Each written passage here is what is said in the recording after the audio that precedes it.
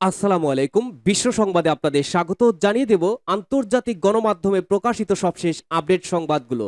শুরুতেই জানাবো শিরোনাম। ইরান ও ইসরায়েল চলছে পাল্টাপাল্টি যুদ্ধ। এ যুদ্ধের মাঝে বিশ্বজুড়ে আতঙ্ক ছড়িয়ে পড়েছে। এবার ইরানের পারমাণবিক স্থাপনার রাডার লক্ষ্য করে ৩ ক্ষেপণাস্ত্র হামলা ইসরায়েলের। এদিকে ইসরায়েলের সর্বোচ্চ শক্তি দিয়ে পরবর্তী হামলা করা হবে বলেছে ইরান। জানিয়ে দেব নিউ ইয়র্কে ওআইসি রাষ্ট্রদূতদের সঙ্গে ইরানের পররাষ্ট্রমন্ত্রীর বৈঠক। ইসরায়েলের পরাজয়কে বিজয় হিসেবে প্রমাণ করার প্রাণপণ চেষ্টা চলছে বলেছে ইরান। জানিয়ে দেব গুরুত্বপূর্ণ সংবাদ। ইরানে হামলা করে ইসরায়েল হাসির খোরাকে পরিণত হয়েছে। ইসরায়েলের মুখোশ খসে গেছে। ইসরায়েল যে একটা কাগজে বাঘ বাস্তবে বিড়াল সেটা জেনে ফেলেছে পুরো বিশ্ব। অপরদিকে ইরান ও ইসরায়েল দুপক্ষই মিথ্যাচার করছে বলেছেন তুর্কি প্রেসিডেন্ট রিসেপ তাইপ এরদোগান। সবশেষ জানাবো দায়িত্বজ্ঞানহীন ও অগঠনমূলক যুক্তরাষ্ট্র। ফিলিস্তিনের সদস্য পদের বিরুদ্ধে মার্কিন ভেটোর তীব্র নিন্দা জানালো ইরান। শুনছিলেন আন্তর্জাতিক গণমাধ্যমের প্রকাশিত সর্বশেষ আপডেট সংবাদগুলো। এবারে বিস্তারিত। আজকের সংবাদ সম্পর্কে আপনার মূল্যবান মতামত লিখে জানান। জানিয়ে দিন কোন স্থান থেকে এই সংবাদ শুনছেন অথবা দেখছেন। ইরান ইসরায়েল যুদ্ধ সহ বিশ্বের নানা প্রান্তে ঘটে যাওয়া ঘটনাগুলো নিয়ে আমাদের পরবর্তী আপডেট সংবাদ পেতে চ্যানেলটি সাবস্ক্রাইব করে পাশের বেল বাটনে প্রেস করুন। ইরানের পারমাণবিক স্থাপনার রাডার লক্ষ্য করে ৩ ক্ষেপণাস্ত্র হামলা ইসরায়েলের। ইরানের মধ্য অঞ্চলীয় ইস্পাহান প্রদেশে গতকাল শুক্রবার একাধিক বিস্ফোরণে কেঁপে ওঠে। যুক্তরাষ্ট্রের কর্মকর্তারা সংবাদ মাধ্যমগুলোকে বলেছেন ইসরায়েল ইরানে প্রতিশোধমূলক হামলা চালিয়েছে। তবে বিদেশ থেকে ইরানে কোনো হামলা হয়নি বলে খবর দিয়েছে ইরানি গণমাধ্যম খবর এবিসি নিউজের। যুক্তরাষ্ট্রের এক জ্যেষ্ঠ কর্মকর্তা দাবি করেছেন শুক্রবার ভোরে ইস্পাহান শহরের কাছে একটি পারমাণবিক স্থাপনার সুরক্ষায় নিয়োজিত রাডার ব্যবস্থা লক্ষ্য করে ইসরায়েল ক্ষেপণাস্ত্র হামলা চালিয়েছে। সে সময় ইসরায়েলি জঙ্গি বিমান ৩টি ক্ষেপণাস্ত্র নিক্ষেপ করা হয়। ওই রাডার নাতাঞ্জ পারমাণবিক স্থাপনা নিরাপত্তায় নিয়োজিত। ওই মার্কিন কর্মকর্তা আরো দাবি করেন ধারণা করা হচ্ছে ইরানের লক্ষ্যবস্তুতে আঘাত এনেছে ইসরায়েলি ক্ষেপণাস্ত্র। এ বিষয়ে আরো খোঁজ খবর নেওয়া হচ্ছে। তার মতে এর মাধ্যমে একটি বার্তা দেওয়া হচ্ছে যে ইরানে হামলা চালানোর সক্ষমতা আছে ইসরায়েলের। তবে হামলার বিষয়টি স্বীকার করেনি ইরান। এছাড়া ইসরায়েলও এ বিষয়ে কিছু বলেনি। উল্লেখ্য জাগ্রস পর্বতমালার কাছাকাছি ইরানের ৩য় বৃহত্তম শহর ইস্পাহানের ডাকনাম হল নেসব ই জাহান, যার অর্থ অর্ধেক পৃথিবী। টালিযুক্ত মসজিদ, বাড়িঘর এবং মিনারের জন্য বিখ্যাত এই শহর এবং এর সংলগ্ন উত্তর অঞ্চলেই ইরানের ড্রোন এবং ব্যালিস্টিক ক্ষেপণাস্ত্রের আঁতুড়ঘর। শুক্রবার বিবিসির এক প্রতিবেদনে বলা হয়েছে তুলনামূলকভাবে ইস্পাহান শহরের সবচেয়ে কাছাকাছি অবস্থানে আছে নাতাঞ্জ পারমাণবিক স্থাপনা। ইরানের পারমাণবিক সমৃদ্ধকরণ কর্মসূচির সবচেয়ে গুরুত্বপূর্ণ কেন্দ্র এটি। সেজন্যই হয়তো ইসরায়েল এখানেই হামলা চালিয়েছে। এদিকে ইসরায়েলের সর্বোচ্চ শক্তি দিয়ে পরবর্তী হামলা করা হবে ঘোষণা ইরানের। ইরানের স্বার্থের বিরুদ্ধে ইসরায়েল এবার কোনো পদক্ষেপ নিলে তেহরান তাৎক্ষণিকভাবে সর্বোচ্চ শক্তি দিয়েই পরবর্তী হামলা চালাবে বলে হুঁশিয়ারি দিয়েছে ইরানি পররাষ্ট্রমন্ত্রী হোসেইন আমির আবদুল্লাহিয়ান। শুক্রবার মার্কিন সংবাদ মাধ্যম এনবিসিকে দেওয়া এক সাক্ষাৎকারে তিনি এই হুঁশিয়ারি দেন। ইরানের পররাষ্ট্রমন্ত্রী বলেন ইসরায়েল যদি আরেকটি দুঃসাহসিক কাজ করতে চায় এবং ইরানের স্বার্থের বিরুদ্ধে কাজ করতে চায় তাহলে আমাদের পরবর্তী প্রতিক্রিয়া তাৎক্ষণিক এবং সর্বোচ্চ পর্যায়ে হবে। এর আগে বিভিন্ন গণমাধ্যমের প্রতিবেদনে বলা হয় শুক্রবার ইরানে ক্ষেপণাস্ত্র হামলা চালায় ইসরায়েল, তবে দাবি অস্বীকার করে ইরান। ইরানের এক কর্মকর্তা রয়টার্সকে জানিয়েছেন ইরানে কোনো ক্ষেপণাস্ত্র হামলা চালানো হয়নি। ইস্পাহানে আকাশ প্রতিরক্ষা ব্যবস্থা সক্রিয় করার ফলে বিস্ফোরণের শব্দ শোনা গেছে। নিউ ইয়র্কে ওআইসির রাষ্ট্রদূতদের সঙ্গে ইরানের পররাষ্ট্রমন্ত্রীর বৈঠক। ইসরায়েলের পরাজয়কে বিজয় হিসেবে প্রমাণ করার প্রাণপণ চেষ্টা চলছে বলেছে ইরান। ইরানের পররাষ্ট্রমন্ত্রী হোসেন আমির আবদুল্লাহিয়ান বলেছেন তার দেশের মধ্য অঞ্চলীয় শহর ইস্পাহানে আকাশে 3টি কোয়াডকপ্টার বা ক্ষুদ্র আকৃতির ড্রোন ভূপাতিত করার ঘটনায় জানমালের কোনো ক্ষয়ক্ষতি হয়নি। তিনি নিউ ইয়র্কের স্থানীয় সময় শুক্রবার জাতিসংঘের সদর দপ্তরে ইসলামী সহযোগিতা সংস্থা বা ওআইসিভুক্ত দেশগুলোর রাষ্ট্রদূতদের সঙ্গে এক বৈঠকে একথা জানান। এই ঘটনাকে পশ্চিমা গণমাধ্যমে বিশাল আকৃতি দিয়ে তুলে ধরেছে জানিয়ে আমির আবদুল্লাহিয়ান বলেন ইহুদিবাদী সমর্থকের সমর্থক গণমাধ্যমগুলো মূলত ইসরায়েলের ধারাবাহিক পরাজয়কে বিজয় হিসেবে প্রমাণ করার জন্য মরিয়া হয়ে উঠেছে। শুক্রবার সকালে ইরানের ইস্পাহানে শহরের কাছে এবং উত্তর পশ্চিমাঞ্চলীয় তাবরিজ শহরের আকাশে বিস্ফোরণের শব্দ শোনা যায়। শব্দ ছিল মূলত আকাশে সন্দেহজনক বস্তুর উপস্থিতি টের পেয়ে ইরানের আকাশ প্রতিরক্ষা ব্যবস্থা থেকে ক্ষেপণাস্ত্র নিক্ষেপের শব্দ। ইরানি কর্মকর্তারা বলছেন, ইস্পাহান প্রদেশের গুরুত্বপূর্ণ স্থাপনাগুলো, বিশেষ করে পরমাণু স্থাপনাগুলো সম্পূর্ণ নিরাপদ রয়েছে এবং এসব স্থানে কোনো রকম অস্বাভাবিক ঘটনার খবর পাওয়া যায়নি। তবে ইহুদিবাদী ইসরায়েলের সমর্থক পশ্চিমা গণমাধ্যমগুলো এই ঘটনাকে বিশাল আকৃতি দিয়ে নানা ধরনের গুজব ও কল্পকাহিনী প্রচার করে যাচ্ছে।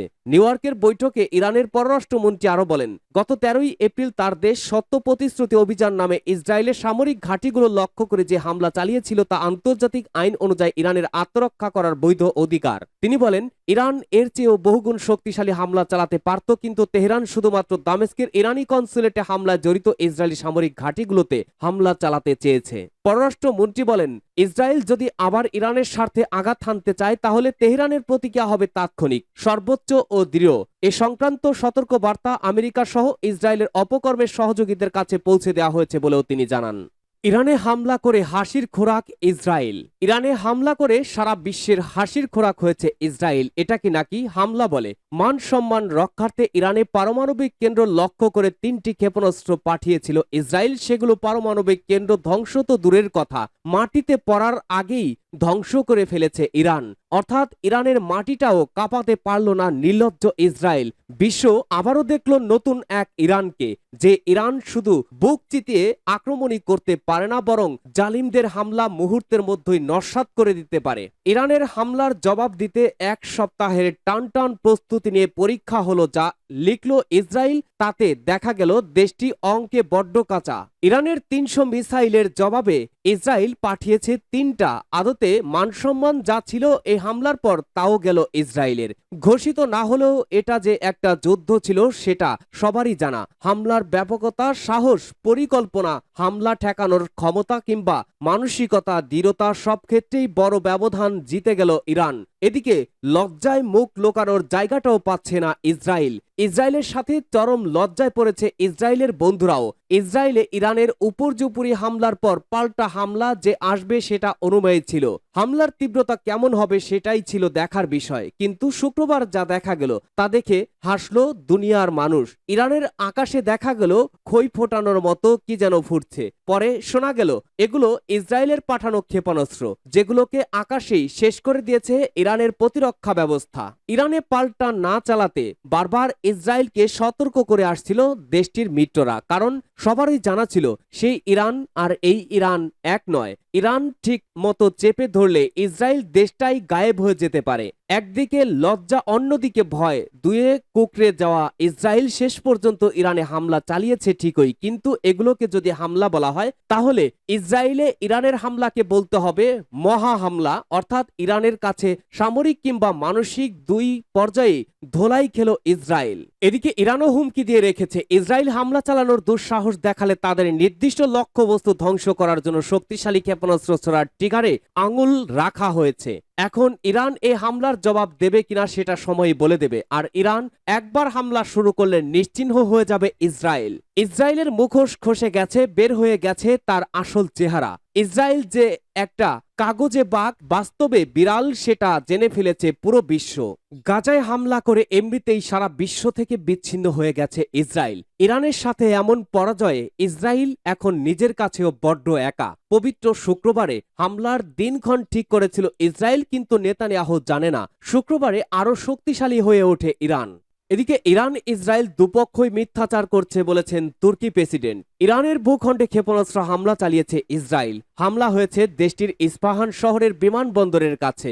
ইস্পাহান শহরে শোনা গেছে বিস্ফোরণের শব্দ। তবে এই হামলা ইস্যুতে তেল আবিব কিংবা তেহরান কারো দাবি বিশ্বাসযোগ্য নয় বলে মন্তব্য করেছেন তুর্কি প্রেসিডেন্ট রিসেপ তাইপ এরদোগান। খবর মার্কিন বার্তা সংস্থা এপির। শুক্রবার 19 এপ্রিল এক ব্রিফিংয়ে এমন মন্তব্য করেন তিনি। তুর্কি প্রেসিডেন্ট বলেন, মধ্যপ্রাচ্য যা ঘটছে সে বিষয়ে ইসরায়েল এক ধরনের কথা বলছে, আবার ইরানের অবস্থান ঠিক তার বিপরীত। কারো বক্তব্যের সাথেই বাস্তবতার কোনো মিল নেই বলে উল্লেখ করেন এরদোগান। ইসরায়েল কিংবা ইরানের বক্তব্যের কারণে যে ধোঁয়াশা সৃষ্টি হয়েছে তাতে কাউকে বিশ্বাসের সুযোগ নেই বলেও মন্তব্য করেন তুরস্কের প্রেসিডেন্ট। এরদোগান আরো বলেন, ইরান এবং ইসরায়েল দুপক্ষেরই দাবির সাথে বড় ধরনের বিরোধ রয়েছে। কোনো পক্ষই সত্য বলছে না। হামলা নিয়ে তেহরান এবং তেল আবিব দুই পক্ষই মিথ্যাচার করছে। ফিলিস্তিনের সদস্য পদের বিরুদ্ধে মার্কিন ভেটোর তীব্র নিন্দা জানালো ইরান, বলল দায়িত্বজ্ঞানহীন ও অগঠনমূলক। জাতিসংঘ নিরাপত্তা পরিষদে ফিলিস্তিন রাষ্ট্রের পূর্ণাঙ্গ সদস্য পদ লাভের প্রস্তাবে মার্কিন ভেটোর তীব্র নিন্দা জানিয়েছে ইরান। তেহরান আমেরিকার এই পদক্ষেপকে দায়িত্বজ্ঞানহীন ও অগঠনমূলক বলে বর্ণনা করেছে। ইরানের পররাষ্ট্র মন্ত্রণালয়ের মুখপাত্র নাসের কানআনি শুক্রবার তেহরানে বলেছেন, আমেরিকা ভেটো বিশ্ববাসীর সামনে মার্কিন পররাষ্ট্র নীতির কপটতা ও ভণ্ডামি প্রমাণ করেছে। এর ফলে আমেরিকা আন্তর্জাতিক অঙ্গনে আরও বেশি একঘরে হয়ে পড়েছে। বৃহস্পতিবার জাতিসংঘ নিরাপত্তা পরিষদে আলজেরিয়ার পক্ষ থেকে ফিলিস্তিনের পূর্ণাঙ্গ সদস্যপদ লাভের খসড়া প্রস্তাবটি তোলা হয়। 15 সদস্য বিশিষ্ট নিরাপত্তা পরিষদের 12টি দেশ প্রস্তাবের পক্ষে ভোট দিলেও আমেরিকা তাতে ভেটো দেয় এবং ব্রিটেন ও সুইজারল্যান্ড ভোটদানে বিরত থাকে। ফলে প্রস্তাবটি পাশ হতে পারেনি। এ সম্পর্কে কানআনি আরো বলেন, মার্কিন সরকার আন্তর্জাতিক অঙ্গনের রাজনৈতিক, অর্থনৈতিক, সামাজিক, সামরিক ও আইনগত দিক দিয়ে ইসরায়েলকে সীমাহীন ও একচ্ছত্র সমর্থন দিয়ে যাচ্ছে। এই সমর্থনের দায় বহন করতে হচ্ছে মার্কিন করদাতা নাগরিকদের। তিনি বলেন, বিগত 7 দশক ধরে আমেরিকার এই সমর্থনের কারণে আঞ্চলিক ও আন্তর্জাতিক শান্তি ও নিরাপত্তা বিঘ্নিত হচ্ছে। ইরানের পররাষ্ট্র মন্ত্রণালয়ের মুখপাত্র বলেন, নদী থেকে সাগর পর্যন্ত ফিলিস্তিনের গোটা ঐতিহাসিক ভূখণ্ডকে নিয়ে স্বাধীন ফিলিস্তিন রাষ্ট্র গঠন করা সেখানকার জনগণের আইনগত ও অলঙ্ঘনীয় অধিকার। আন্তর্জাতিক অঙ্গনে ইরান ফিলিস্তিনের এই অধিকারকে সমর্থন দিয়ে যাবে বলে তিনি উল্লেখ করেন।